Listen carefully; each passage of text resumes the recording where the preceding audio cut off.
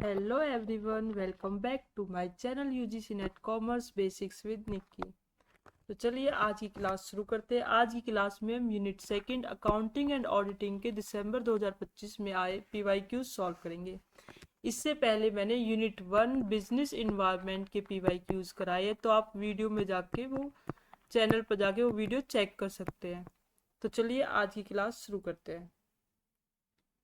ये है हमारा टेलीग्राम चैनल। आप ये चैनल ज्वाइन करके आपको इससे रिलेटेड कोई भी क्यूरी या क्वेश्चन हो, आपको आज की क्लास की PDF चाहिए, तो आप वहाँ पे जाके DM कर सकते हो। Let's start the class. Question 1, which of the following types of audit report is issued when the auditor concludes that the financial statements are prepared in the material respect in accordance with the applicable financial reporting framework? Option 1, audit report with the emphasis of matter paragraph. Option 2, qualified report. Option 3, disclaimer of opinion report. Option 4, unmodified report। जो बच्चे हिंदी में पढ़ते हैं, जिनका medium Hindi है, उनके लिए भी यहाँ पे क्वेश्चन अवेलेबल है। आप ये क्वेश्चन रीड कर सकते हो। तो चलिए शुरू करते हैं आज की क्लास। तो क्वेश्चन वन समझने की कोशिश करते हैं। ये ऑडिटिंग क्या होती है, सबसे पहले समझते हैं ऑडिट क्या होता है। ऑडिट होता है किसी कंपनी के अकाउंट्स को चेक करना कि बैलेंस शीट सही है या नहीं है, फाइनेंशियल स्टेटमेंट कैसी है, फ्रॉड तो नहीं हुआ है, रूल्स फॉलो हुए या नहीं हुए, ये सारी चीजें इसे बोलते हैं ऑडिटिंग। ऑडिटिंग होती है चेक करना, check the balance sheet, this one. Okay, तो इसमें क्वेश्चन कह रहा है कि जैसे कि आर्केंचर रिपोर्ट जो होती है, ऑडिटिंग होती है, उसमें निष्कर्ष निकालते हैं।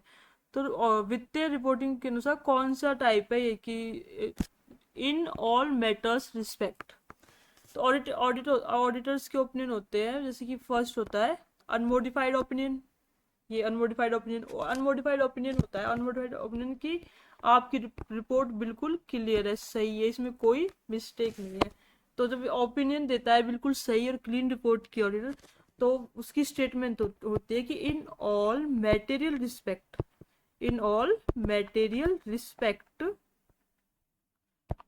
True and fair views, true and fair views, क्या आपकी रिपोर्ट बिल्कुल क्लीन एंड क्लियर है। सेकंड होता है कि मॉडिफाइड रिपोर्ट की 3 टाइप्स होते हैं। जैसे क्वालिफाइड रिपोर्ट होता है, इसका फर्स्ट पार्ट। क्वालिफाइड रिपोर्ट का मतलब होता है कि आपकी पूरी रिपोर्ट क्लियर है, लेकिन एक्सपेक्ट लगाते हैं, एक्सेप्ट कि कोई मिस्टेक है, जैसे कि और पूरी रिपोर्ट क्लियर है, इन्वेंट्री वैल्यूएशन में थोड़ी सी मिस्टेक है। जैसे अगर नॉर्मल बेसिक लाइफ के एग्जांपल से हम समझे, हम कोई पेपर क्लियर करते हैं, तो हमने पूरे पेपर में सारे क्वेश्चन अच्छे सॉल्व किए, लेकिन 5th क्वेश्चन हमारा गलत था। तो वहां पे हम अगर अब ओपिनियन देना होगा हमें पेपर से रिलेटेड, तो हम बोलेंगे कि expect 5th question all report clean and clear. तो इसमें एक्सपेक्ट वर्ड का यूज होता है, उसे बोलते हैं क्वालिफाइड ओपिनियन होता है, क्वालिफाइड रिपोर्ट का ओपिनियन। तो डिस्क्लेमर ऑफ ओपिनियन रिपोर्ट होता है कि आपकी रिपोर्ट मिली नहीं है, कोई रिकॉर्ड ही नहीं मिला है, ऑडिटर ओपिनियन ही नहीं दे पाता। इसमें ओपिनियन ही नहीं होता है कि ऑडिटर ओपिनियन ही नहीं दे पाता, बिल्कुल एविडेंस ही नहीं है, कुछ करेक्ट है ही नहीं। तो the disclaimer of opinion report first है audit report with an emphasis of matter paragraph. यहाँ पे कि सिर्फ इंपोर्टेंट मैटर हाईलाइट करने हैं, जैसे कि फाइनेंस स्टेटमेंट स्टिल करेक्ट हो सकती है, तो ये ऑडिटिंग ओपिनियन का टाइप्स ही नहीं होता। तो बच्चे second, third and fourth, according to this, second में तो एक्सपेक्ट लगा देते, थर्ड में रिपोर्ट होती नहीं है, डिस्क्लेमर होता है पूरा कि वो एविडेंस ही नहीं मिला, कोई ओपिनियन दे ही नहीं पाता। फोर्थ है कि आपकी रिपोर्ट बिल्कुल क्लीन है, बिल्कुल परफेक्ट रिपोर्ट है। तो अकॉर्डिंग टू द क्वेश्चन, जैसे कि इन ऑल मटेरियल रिस्पेक्ट, तो फोर्थ का टाइप होता है, तो ऑप्शन फोर्थ करेक्ट होगा। करेक्ट ऑप्शन ऑप्शन 4, ये आंसर आपका। तो चलिए अब इसके नोट्स चेक कर लेते हैं। इस क्वेश्चन से रिलेटेड मैंने आपके लिए बहुत ईजी एंड सिंपल नोट्स बनाए हैं। आप इसकी PDF ले सकते हैं मुझसे टेलीग्राम चैनल पर, और स्क्रीनशॉट भी आप ले सकते हैं, इसको बाद में नोट डाउन कर लेना। चलिए नोट्स को हाईलाइट कर देते हैं, जैसे कि कॉन्सेप्ट क्लियर किया हुआ है मैंने नोट्स में आप सबके लिए बिल्कुल। ऑडिट रिपोर्ट ऑडिटर द्वारा दिया जाता है, एक ऑफिशियल ओपिनियन है जो फाइनेंशियल स्टेटमेंट्स की फेयरनेस और कॉम्प्लिमेंस के बेसिस पर डिपेंड करता है। आप ये पढ़ लेना। एक क्वेश्चन है यहाँ पे, नोट्स मैंने बिल्कुल आपके लिए क्वेश्चन ओरिएंटेड नोट्स है, बिल्कुल क्वेश्चन से रिलेटेड सारे टॉपिक्स आपको यहाँ पे क्लियर होंगे। जैसे कि types of audit report, 4 types होते हैं ये सारे। एडवर्स ओपिनियन रिपोर्ट जैसे कि ऊपर ऑप्शन नहीं था, तो अगर इसकी बात करें तो एडवर्स ओपिनियन रिपोर्ट होता है कि बहुत सीरियस प्रॉब्लम है, यानी कि पूरा पेपर ही मिसलीडिंग है, बिल्कुल गलत है, रिपोर्ट बहुत ही गलत बनाई हुई है, या फिर फ्रॉड किया हुआ है, प्रॉफिट कम दिखाया हुआ है, ये सारा सब कुछ, और लॉस ज़्यादा दिखाया, तो उसे बोलते हैं एडवर्स ओपिनियन रिपोर्ट। यहाँ पे सॉल्यूशन है आपका इस क्वेश्चन से रिलेटेड, अच्छे से एक्सप्लेन किया हुआ है चारों पॉइंट्स को। की फॉर्मूला की टर्म, जैसे कि आप audit opinion depends on which one terms, जैसे कि मटेरियल मिस मिस स्टेटमेंट होती है, फाइनेंशियल स्टेटमेंट कंप्लीट होती है। ये एग्जाम ट्रिक है कि एग्जाम में आप कैसे याद रख सकते हो इन पॉइंट्स को अच्छे से, तो आप ये यहाँ पे पढ़ लेना बाद में। मैंने आपके लिए बहुत ही इजी नोट्स बनाए हैं, इंपॉर्टेंट पॉइंट्स, जैसे कि इस पूरे क्वेश्चन में सबसे इंपॉर्टेंट पॉइंट्स कौन से, जैसे कि 4 आए थे, unmodified report, qualified opinion, disclaimer, adverse opinion, financial statement misleading. ये ऑप्शंस में नहीं था बट ये पार्ट है इसका, ऑडिटिंग के ओपिनियंस का। तो एडवर्स ओपिनियन होता है फाइनेंशियल स्टेटमेंट मिसलीडिंग। यहाँ से आप इसी पूरे क्वेश्चन का उसके बाद लास्ट पॉइंट होता है क्विक रिवीजन, तो आप यहाँ से क्विक रिवीजन कर सकते हैं और फाइनल आंसर। अगर किसी भी क्वेश्चन को सॉल्व किस तरीका से करते हैं, मैंने उस हिसाब से आपके लिए नोट्स तैयार किए यहाँ पे। सबसे पहले आप कॉन्सेप्ट समझोगे, जैसे क्वेश्चन पढ़ लिया, यहाँ पे एक क्वेश्चन है, आपने क्वेश्चन पढ़ लिया, क्वेश्चन पढ़ लिया, उसके बाद आप कॉन्सेप्ट समझोगे, फिर कॉन्सेप्ट में देखोगे कि ऑडिटिंग के टाइप्स 4 होते हैं, फिर उसका सॉल्यूशन करोगे। सॉल्यूशन के बाद यहाँ पे इजी आपको बिल्कुल एक्सप्लेन किया हुआ है सारा, यहाँ पे फॉर्मूला दिए हुए की टर्म के, एग्जाम ट्रिक है कि एग्जाम में किस तरीका से याद रख सकते हो पॉइंट्स को, इंपॉर्टेंट पॉइंट्स यहाँ पे। उसके बाद सारे आपने जितना भी पढ़ा है उसमें सबसे इंपॉर्टेंट पॉइंट्स कौन से, उसको डाल देगा। फिर क्विक रिवीजन, जैसे कि लास्ट टाइम रिवीजन होती है नोट्स, तो आपको पूरा क्वेश्चन नहीं देखना होता, जैसे आप पेपर के लिए जाते हो, इस ओनली दिस बॉक्स, इससे आप क्विक रिवीजन कर सकते हो इस क्वेश्चन की पॉइंट्स की। 1 लाइन समरी में भी आपके लिए यहाँ पे नोट्स अवेलेबल है, और ऑप्शन का फाइनल आंसर। तो चलिए सेकंड क्वेश्चन की तरफ। Question second, A, B and C were partners in the firm sharing profits and losses in the ratio 4:3:2. A died in September 15, 2025. At the time, the capitals of B and C, after all the adjustments, were 3,56,000 and 2,44,000 respectively. A and B decided to adjust their capitals according to new ratio sharing by opening current account. The new capital of B is, तो यहाँ पे options में आपको new ratio बतानी है, new ratio क्या होगी। तो यहाँ पे न्यू रेशियो कुछ दी नहीं गई है, तो जो ओल्ड रेशियो होती है हम उसी को न्यू रेशियो मान लेते हैं। जैसे कि बी की हो जाएगी 4, और नहीं 4 नहीं, सॉरी एक मिनट, ये यहाँ पे गलत हो गया, ए का लिख दिया 4 ना, ए की है। बी की हो जाएगी जैसे कि 3, और ए की हो जाएगी 2।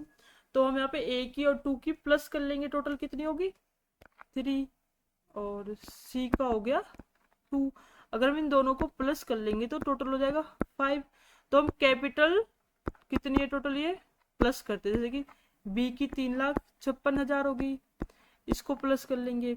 ए की 2,44,000, सी की 2,44,000 होगी, इसको प्लस कर लेंगे। तो अगर आप इसको प्लस करेंगे टोटल 6 लाख आएगा, 6 लाख हो गया। तो अब इसके बाद हमें निकालनी है कि बी की कैपिटल क्या होगी।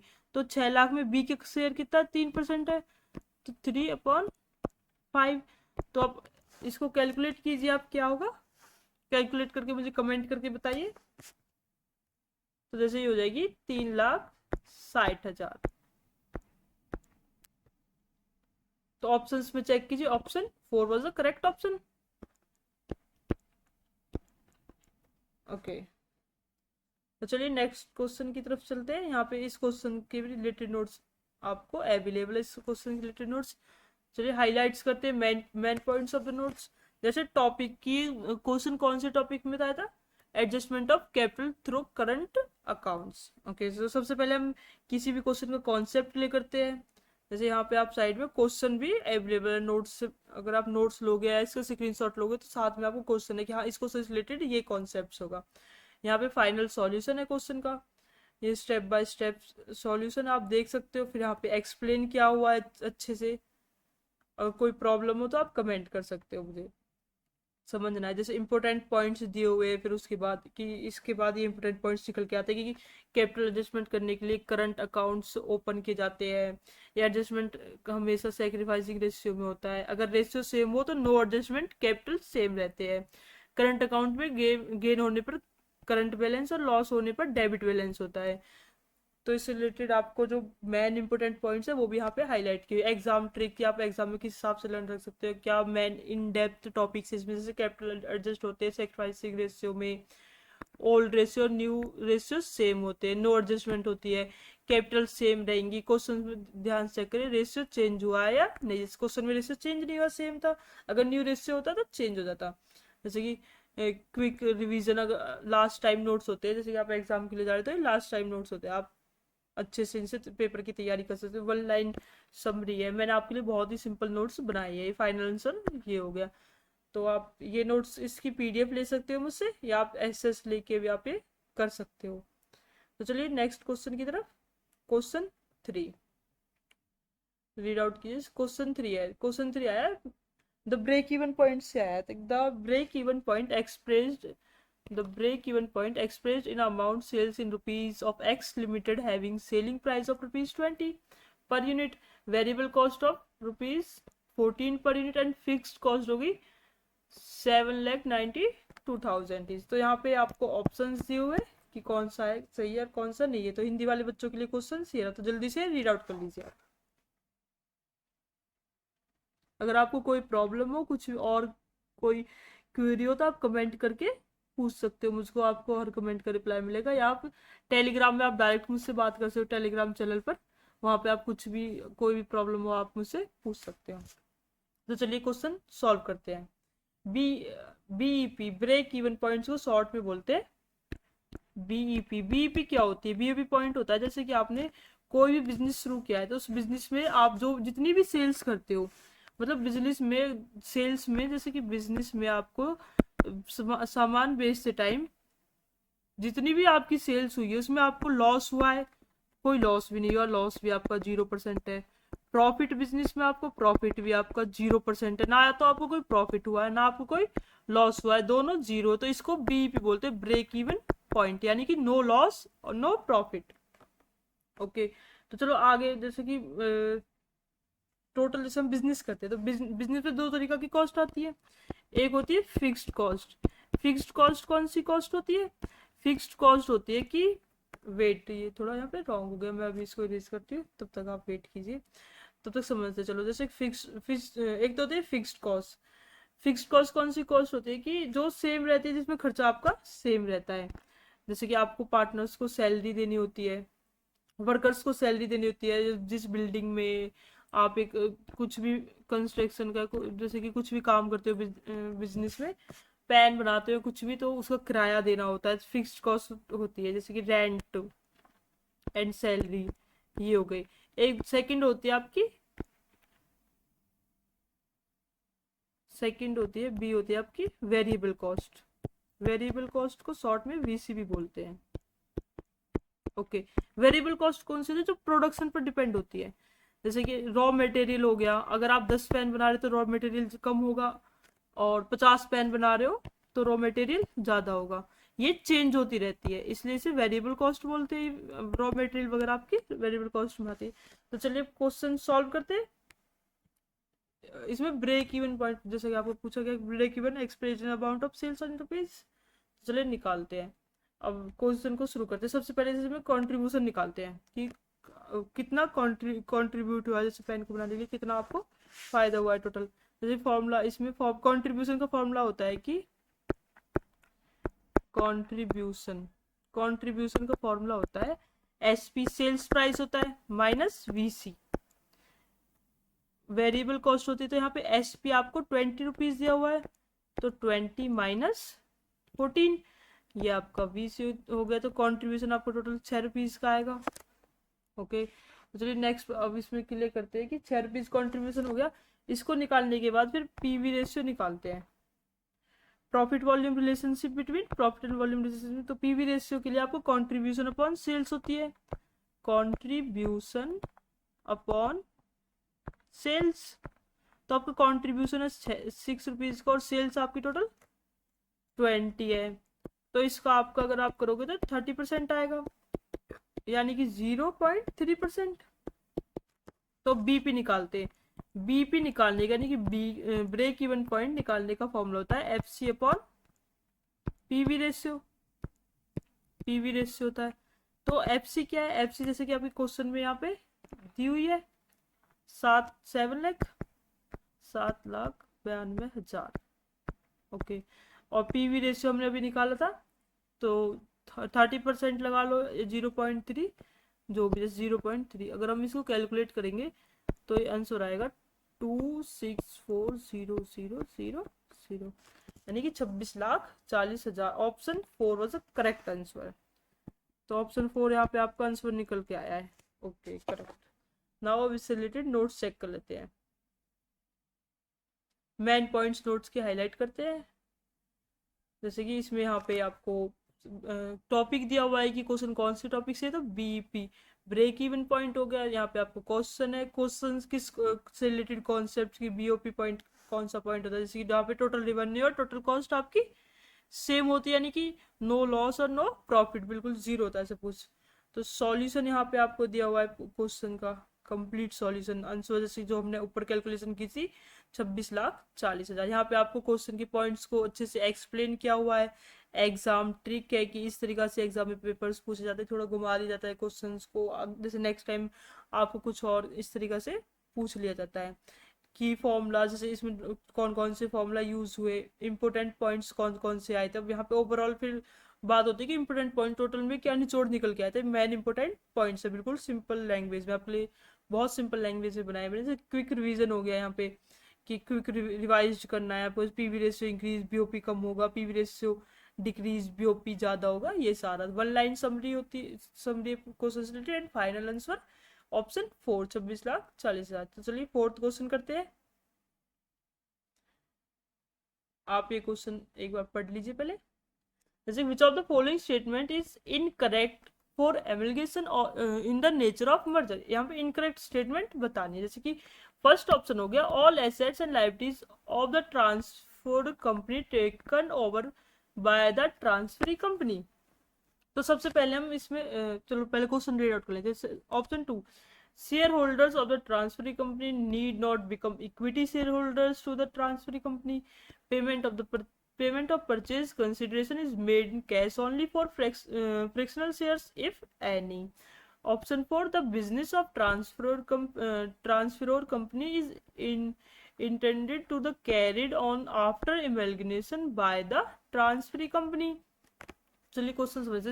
इसमें फर्स्ट पॉइंट है कि इमेलगेशन इन नेचर ऑफ मर्जर, ये क्या होता है, इसका मतलब तभी हम क्वेश्चन सॉल्व कर पाएंगे, जब क्वेश्चन समझ पाएंगे। तो क्वेश्चन है कि इमेलगेशन इन नेचर ऑफ मर्जर क्या होता है। इमेलगेशन होता है कि जब दो कंपनीज मिलकर एक नई कंपनी बन जाती है, एक कंपनी किसी दूसरी कंपनी को बाय कर लेती है, दो कंपनी मिलकर एक कंपनी बन जाएगी, ये बाय कर लेती है एक कंपनी दूसरी कंपनी को, इसको बोलते हैं इमेलगेशन इन नेचर ऑफ मर्जर।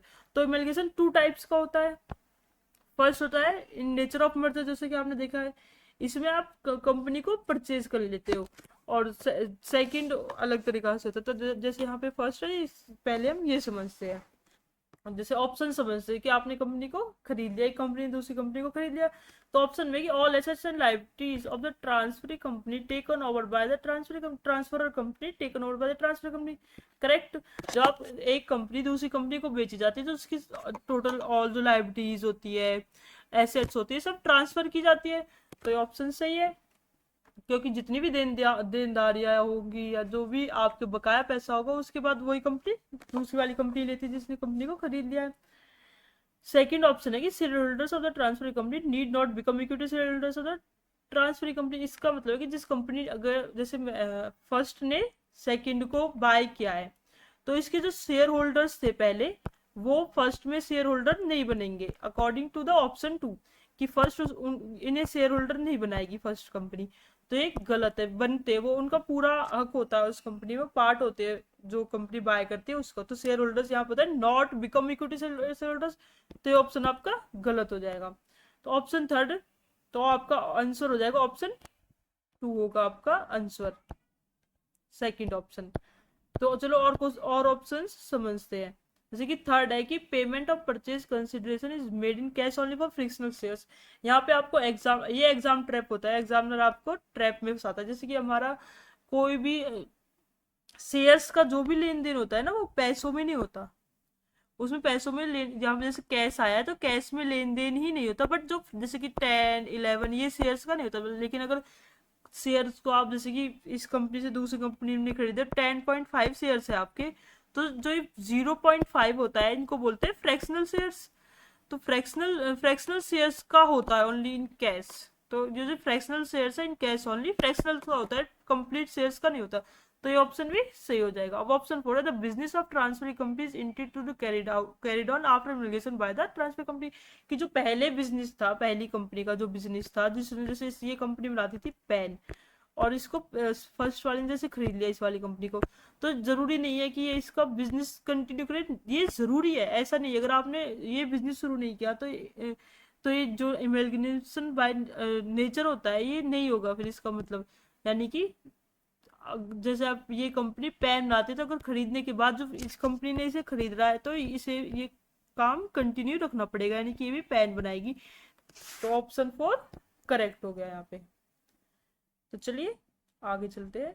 और ये यहाँ पे नोट्स है आपके लिए, हम यहाँ पे इम्पोर्टेंट पॉइंट्स हाईलाइट कर लेते हैं। जैसे कि किस टॉपिक से आया है, ये क्वेश्चन आया है इमिग्रेशन नेचर ऑफ मर्जर। यहाँ पे क्वेश्चन है आपके लिए, क्वेश्चन रिलेटेड कंप्लीट कॉन्सेप्ट्स है। वेट, यहाँ पे क्वेश्चन का आपको पूरा सॉल्यूशन है चारों ऑप्शंस का। जैसे कि शेयर होल्डर्स ऑफ, जैसे यहाँ पे ये आंसर था, share holders of the transfer company need not become equity share holders in the, तो यहाँ पे दिया हुआ है कि इनकरेक्ट। मर्जर में कंसिडरेशन शेयर होल्डर्स को शेयर्स में दिया जाता है, इसलिए वो ट्रांसफर कंपनी में इक्विटी शेयर होल्डर्स बनते हैं। ऑप्शन थर्ड का पूरा कैलकुलेशन है। ऑप्शन फोर्थ आपको यहाँ पे अच्छे समझाया हुआ है, यहाँ पे पूरा एक्सप्लेनेशन है क्वेश्चन का, एग्जाम ट्रिक कि एग्जाम में किस हिसाब से आप रख सकते हैं इन पॉइंट्स को। इम्पोर्टेंट पॉइंट्स है पूरे, ओवरऑल जो भी आपने यहाँ पे कॉन्सेप्ट्स पढ़े हैं, जो भी सॉल्यूशन पढ़ा है उसका इम्पोर्टेंट पॉइंट्स यहाँ पे आप क्विक रिवीजन कर सकते हो इन पॉइंट्स की। One line summary of the question and the correct answer option 2। तो चलिए मूव करते हैं नेक्स्ट क्वेश्चन की तरफ। क्वेश्चन 5 यहाँ पे, क्वेश्चन 5 बोल रहा है कि given below are two statements, one is labelled at assertion A and other is labelled at reason R. Assertion A होता है कि minority interest in the part of the net assets of the subsidiary attributable to the interest which is held by outsiders। Reason होता है कि इसमें reason दे रखा है कि minority interest should be presented in the consolidation balance sheet as a part of equity of the parent share holders. तो यहाँ पे आपको 4 ऑप्शंस दिए हुए हैं, यहाँ पे आपको बताना है कि ए सही है, बी सही है, ए आर सही है, या ए आर की सही करेक्ट एक्सप्लेनेशन है या एक्सप्लेनेशन नहीं है, या ए सही है आर सही नहीं है। ये सारा हिंदी वाले बच्चों के लिए ये आप क्वेश्चन यहाँ पे पढ़ सकते हो।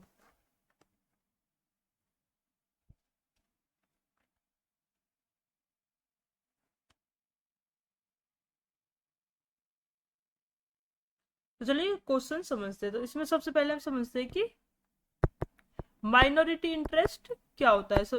माइनॉरिटी इंटरेस्ट होता है कि जैसे कि आपने कोई कंपनी खरीदी है, उसके आपने 80% शेयर खरीद लिए किसी कंपनी के, तो 80% शेयर खरीद लिए तो बचे 20% शेयर, तो जो 20% शेयर बचते हैं उसको बोलते हैं माइनॉरिटी इंटरेस्ट। ओके, तो इसका मतलब आपको समझ में आ गया।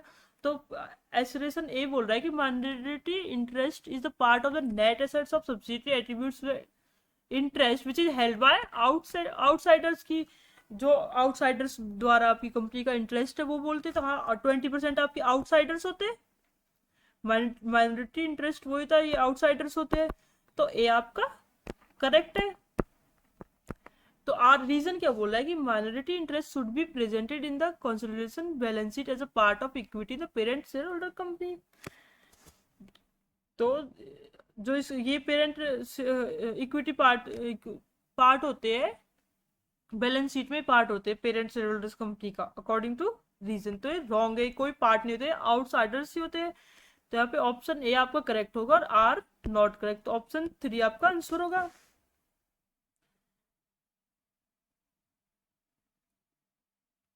Option 3 is the correct answer. ये यहाँ पे आपका आंसर हो गया। चलिए अब इसके हम नोट्स देखते हैं, मेन पॉइंट्स को हाईलाइट्स करते हैं।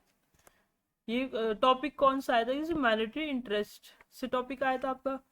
तो कॉन्सेप्ट है यहाँ पे, इससे ये क्वेश्चन है आपका, क्वेश्चन से related concept then complete solution कि ए क्या बोला है, जैसे ए करेक्ट है, आर इनकरेक्ट है, एक्सप्लेन कि आर इनकरेक्ट क्यों है, क्योंकि पार्ट होते इसमें इसमें बोल रहे हैं कि पार्ट होते इक्विटी इक्विटी का मैनिटरी आउटसाइडर से, इसमें तो कि पार्ट नहीं होते, नॉट नॉन कंट्रोलिंग इंटरेस्ट होती है। तो इससे रिलेटेड क्वेश्चन से रिलेटेड कंप्लीट एक्सप्लेनेशन यहाँ पे एग्जाम ट्रिप है, इंपॉर्टेंट पॉइंट्स है इस क्वेश्चन से रिलेटेड, या आपने जैसे सॉल्यूशन पढ़ा है यहाँ पे एक्सप्लेनेशन पढ़ा है, तो इसके इंपॉर्टेंट पॉइंट्स एक छोटा सा निचोड़ है यहाँ पे। क्विक रिवीजन है एग्जाम जाने से पहले, जैसे कि होता है छोटा सा शॉर्ट नोट्स टाइप जो आप बनाते हो, यहाँ इसमें आपको अच्छे से बिल्कुल क्वेश्चन से रिलेटेड कंप्लीट नोट्स अवेलेबल है। One line summary of the question the final answer option 3। तो move to the next question, option 6। Question 6, arrange the following in the correct sequence in which are computed for determining net cash from operating activities as per AS3 accounting standard third. Okay, option यहाँ पे आपको दिए हुए, A operating profit before working capital changes, B cash flow before extraordinary item, C cash generated from operations, D net profit before taxation and extraordinary items. तो यहाँ पे correct options आपको निकालने हैं, या आपको ये हिंदी वाले बच्चों के लिए आप ये क्वेश्चन इतने पढ़ लीजिए, फिर उसके बाद हम ये क्वेश्चन सॉल्व करेंगे अच्छे से, बिल्कुल बेसिक से आपको पॉइंट टू पॉइंट समझाया जाएगा बिल्कुल इजी लैंग्वेज में।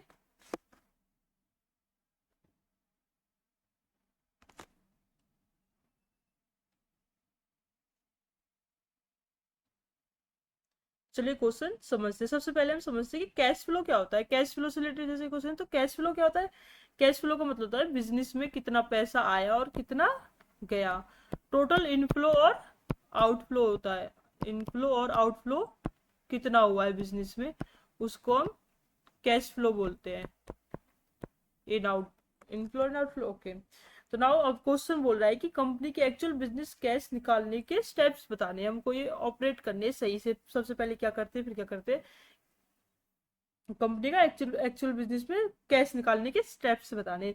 तो सबसे पहले जैसे कि net profit, net profit before taxation and extra ordinary item. सबसे पहले टोटल प्रॉफिट देखते हैं कि टोटल प्रॉफिट हुआ कितना है, टैक्स निकालने और एक्स्ट्रा ऑर्डिनरी आइटम्स एक्सपेंसेस को निकालने से पहले सबसे पहले देखा जाता है कि टोटल प्रॉफिट कितना हुआ है।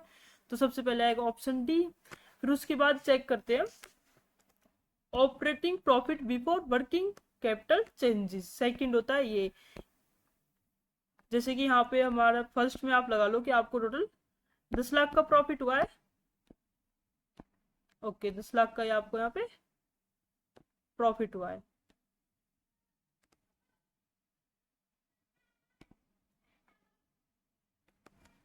वेट कितनी जीरो गई,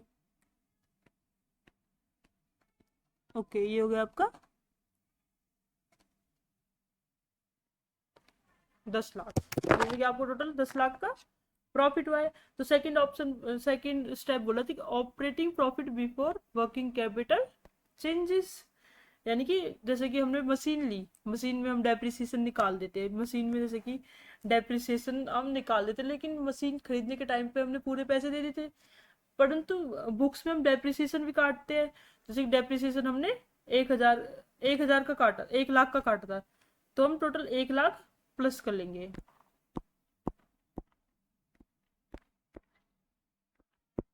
तो ये 11 लाख हो गए हमारे। अब नेक्स्ट स्टेप देखते हैं थर्ड, इसके बाद कौन सा स्टेप्स आता है, ये कैश जनरेटेड फ्रॉम ऑपरेशंस। जैसे कि कंपनी चेक करते हैं कि कस्टमर्स ने पैसा दिया है या नहीं दिया है, जैसे कि स्टॉक में पैसा किसी स्टॉक में पैसा अटका हुआ है, कि 20,000 रुपये देने थे, वो 20,000 रुपये नहीं दिए, ऐसा कुछ। या 2 लाख रुपए लगा लो आप, चलो जैसे यहाँ पे लाख की टर्म्स है ना, 2 लाख रुपए जैसे कि नहीं दिए, जैसे कि हमने सामान उधारी में बेच दिया, तो यहाँ पे हम 2 लाख माइनस कर लेंगे, तो ये 9 लाख हो जाएगा। 9 लाख बच गया। फोर्थ में आता है cash flow before extra ordinary items, ये आपका लास्ट है ना, फोर्थ स्टेप है कैश निकालने। बिजनेस में जैसे कैश निकालते हैं, फाइनल स्टेप्स होते हैं, इसमें होता है कि जैसे कंपनी टैक्स में कैश माइनस करते हैं कि टोटल टैक्स कितना भरना था, जैसे हमें इस पे हमें भरना था 3 लाख रुपए कैश, टैक्स भरा हमने इस पे 3 लाख रुपए, ये टैक्स का हो गया। ये डेप्रिसिएशन के 1 लाख प्लस हो गए। यहाँ पे जो ये पैसा हमारा आया नहीं था, उधार माल दे दिया था हमने, उसका हो गया 2 लाख, तो यहाँ पे टोटल हमारा 6 लाख बचेगा। ये आपका फाइनल आंसर हो गया।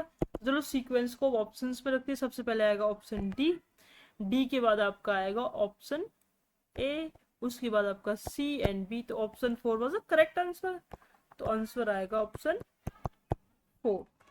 तो चलिए हम नेक्स्ट क्वेश्चन कर, पहले इसके हम नोट्स समझ लेते हैं, हाईलाइट्स कर लेते हैं मेन पॉइंट्स को।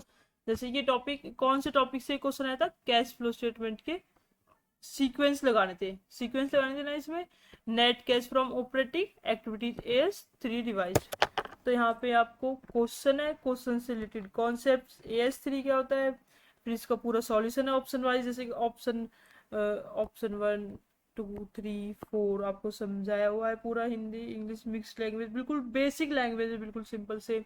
तो यहाँ पे आपको अच्छे से एक्सप्लेन किए हुए हैं पॉइंट्स को, ये एग्जाम के टाइम पे आप लर्न रखने के लिए मेन पॉइंट्स, यहाँ पे पूरे क्वेश्चन के इंपॉर्टेंट पॉइंट्स आपको नोट्स में मिल जाएंगे। Quick revision short note type हो जाता है, ये एक 1 line summary of the question, जैसे कि DBAC सीक्वेंस हो गया। फाइनल आंसर आपका option 2 DBAC, wait wait, DBAC, यहाँ पे क्या DACB,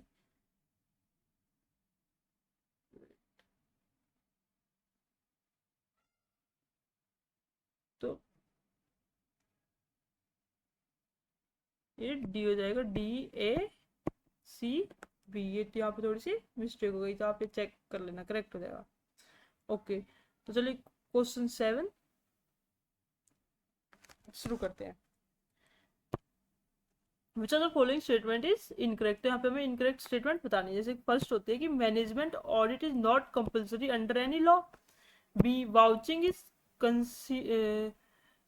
concerned only with items of balance sheet, option C होगा कि section 148 of the companies act 2013 has made cost audit mandatory for some limited companies. The object of vouching is to satisfy the auditor as the existence, ownership, possession, completeness, valuation and disclosure of items mentioned in the balance sheet of independent financial audit has been made compulsory for many entries established under respective acts. तो यहाँ पे आपको options दिए हुए कि जो incorrect है वो बता देने हैं। चलिए हिंदी में एक बार आप ये पढ़ लीजिए।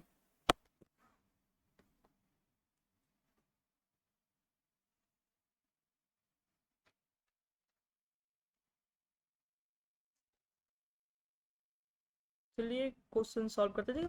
ऑप्शन ये बोल रहा है कि management management audit not compulsory under any law, तो ऑप्शन सही है कि किसी भी लॉ के अंदर आपको मैनेजमेंट ऑडिट रखना बिल्कुल कंपल्सरी नहीं है। ऑप्शन बी बोल रहा है कि vouching is concern only with items of balance sheet, तो ये ऑप्शन आपका गलत हो जाता है। यहाँ पे बैलेंस शीट का वाउचिंग होता है कि डॉक्यूमेंट्स देकर ट्रांजेक्शन्स को वेरीफाई करना होता है, और ये सिर्फ बोल रहा है कि ओनली बैलेंस शीट से पूरा सीमित नहीं होता, यहाँ पे आपको ये सारे डॉक्यूमेंट्स को देखकर ट्रांजेक्शन्स को वेरीफाई करता है, ये ओनली बैलेंस शीट तक ही नहीं होता कि ओनली फॉर बैलेंस शीट होता है।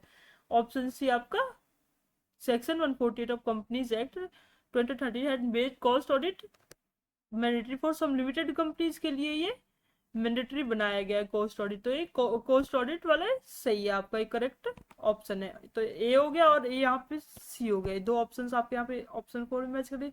तो चलिए डी चेक करते हैं कि डी आपका सही है या गलत है। जो ये स्टेटमेंट है कि the object of vouching is satisfying to the auditor as the existent ownership position completeness valuation disclosure. तो ये आपको लग नहीं रही कि ये गलत है, वाउचिंग की नहीं है, वेरिफिकेशन की। वेरिफिकेशन, वाउचिंग तो आपका ट्रांजेक्शन के डॉक्यूमेंट्स को वेरीफाई करने के लिए था, ये यहाँ पे आपको और जो फोर्थ वाली ट्रांजेक्शन,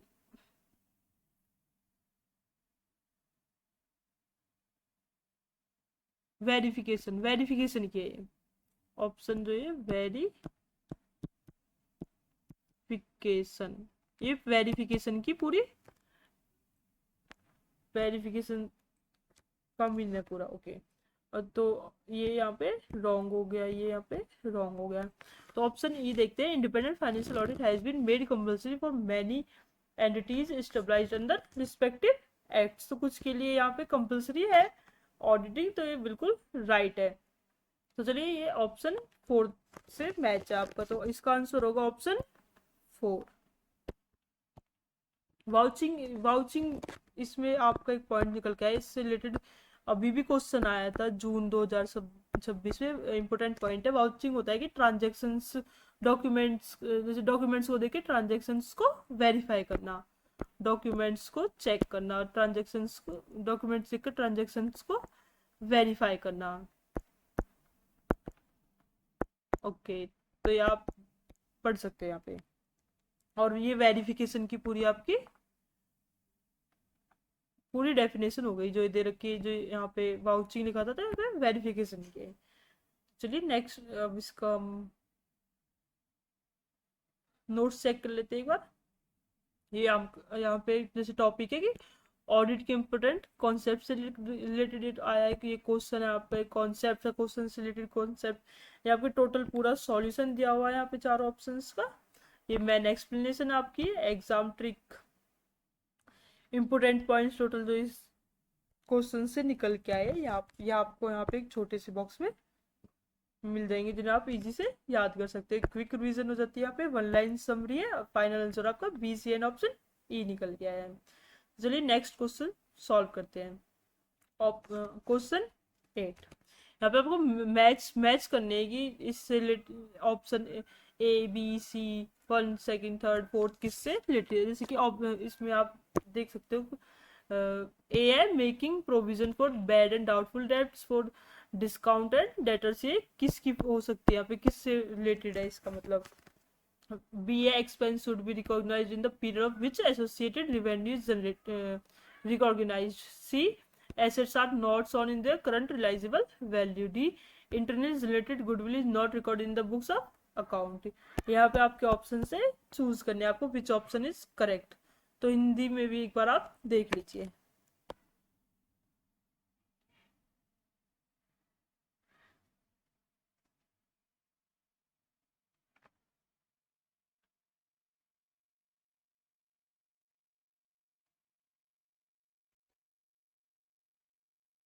तो सबसे पहले देखते हैं कि यहाँ पे जैसे कि ऑप्शन ए आपका ये मैच होगा 4 से।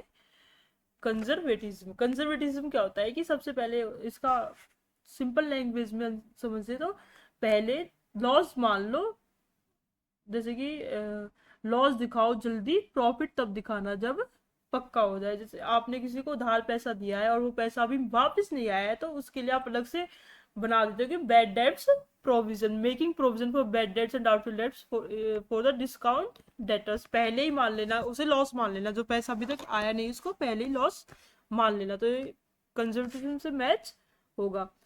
ए का हो गया 4, तो यहाँ पे 2 ऑप्शंस बचे, तो चलिए देखते कौन सा आंसर होगा।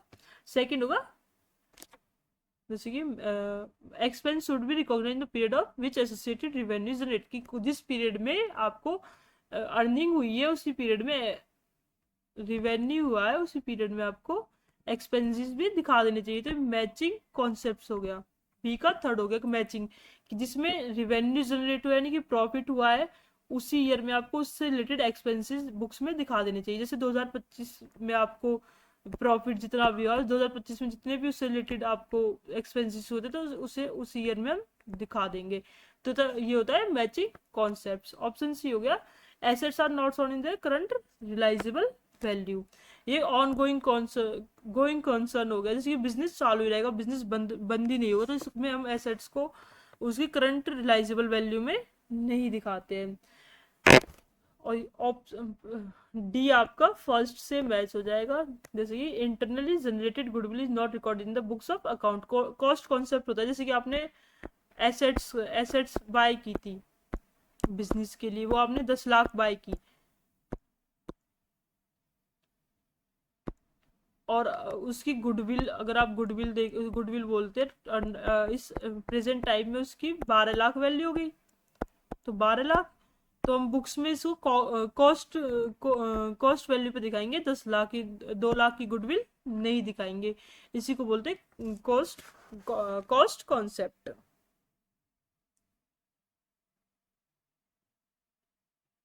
चलिए इसके नोट्स एक बार देख लेते। टॉपिक कौन से आया है? अकाउंटिंग कॉन्सेप्ट्स मैचिंग क्या है। यहाँ आपका क्वेश्चन अवेलेबल है, आपको कॉन्सेप्ट्स अवेलेबल है, सॉल्यूशन चारों ऑप्शंस वाइज आपको अच्छे से समझाए हुए हैं यहाँ पे, जैसे कि आप देख सकते हैं option A B C D, यहाँ पे अच्छे से एक्सप्लेन किया हुआ है। एग्जाम के लिए इंपोर्टेंट पॉइंट्स है यहाँ के आप पर अवेलेबल है। Quick revision, one line summary and final answer option 2। Option 2,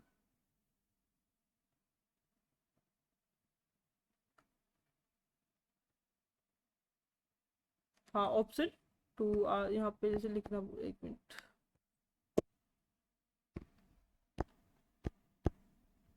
correct answer option 2। चलिए नेक्स्ट क्वेश्चन करते हैं।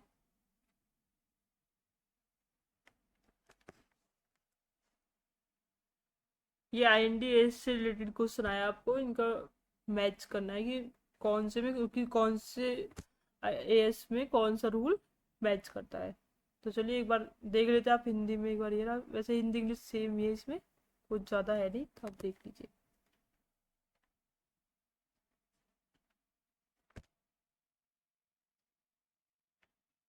तो इसमें मैचिंग करते तो ए का होगा फोर्थ।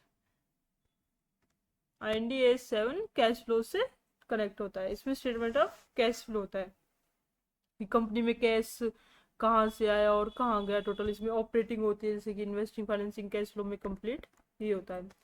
अब ऑप्शन AS 24 देखेंगे तो ये रिलेटेड पार्टी डिस्क्लोजर, इससे मैच होगा। IND AS 36 इसको इम्पेयरमेंट ऑफ एसेट से मैच कर देंगे। इसकी पूरी आपको मैं नोट्स में भेज दूंगी, आप मैसेज कर देना। ये इम्पोर्टेंट जितने भी है आपको याद करने पड़ेंगे। ये ऑप्शन इससे हो गया। ऑप्शन डी का ऑप्शन 3 से consolidation financial, consolidated financial statement.